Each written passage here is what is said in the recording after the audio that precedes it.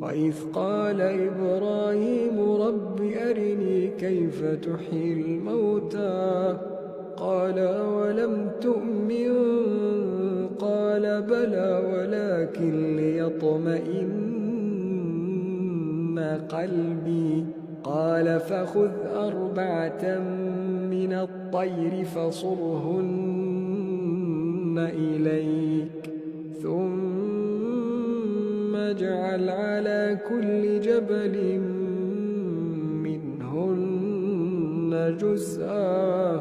ثم ادعهن يأتينك سعيا واعلم أن الله عزيز حكيم. مثل الذين ينفقون أموالهم في سبيل الله